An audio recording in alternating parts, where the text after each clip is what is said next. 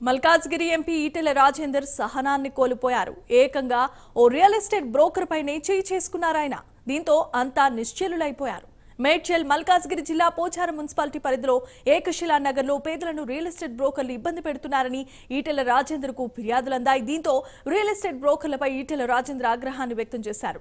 పేదల భూములను real estate బ్రోకర్లు కబ్జా చేశారంటూ ఈటెల రాజేందర్ తీవ్రమైన ఆగ్రహాన్ని వ్యక్తం చేశారు. ఇంకో అడుగు ముందుకేసి ఓ రియల్ ఎస్టేట్ బ్రోకర్ చెంపను ఈటెల రాజేందర్ చెళ్లుమనిపించారు.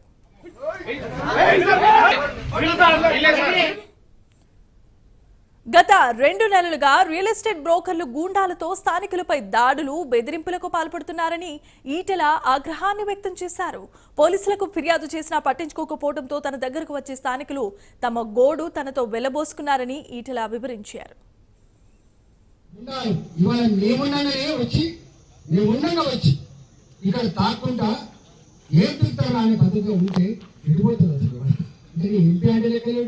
మీకు ఎమ్మెల్యేలు లెక్కలేడు, మీకు పార్టీలు లెక్కలేడు, అంటే గంత తెగింపు, గంత బరితెగి ఇక్కడి నుంచి వచ్చింది.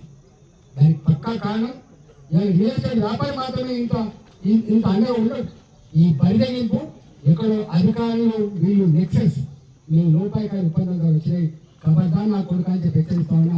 ఇవాళ మేము మర్యాద తప్పితే దేనికైనా సిద్ధంగా ఉన్నాం. ఇవాళ ముఖ్యమంత్రి గారు కూడా మాట చెప్తా ఉన్నాం, నువ్వు ఎక్కడో ఉన్నావు, లేక ముఖ్యమంత్రి అయినావు. ఇలా హైదరాబాద్ చుట్టుపక్కల ఇలాంటి దౌర్జన్యాలు, ఇలాంటి దుర్మార్గాలు ఎక్కడెక్కడ జరుగుతున్నాయో ఇంటెలిజెన్స్ ద్వారా తెలుసుకో, నీ ఆశలు తెలుసుకో, వెంటనే పరిష్కరించే ప్రయత్నం చేయి. నీకు ఒక మంచి అవకాశం వచ్చింది.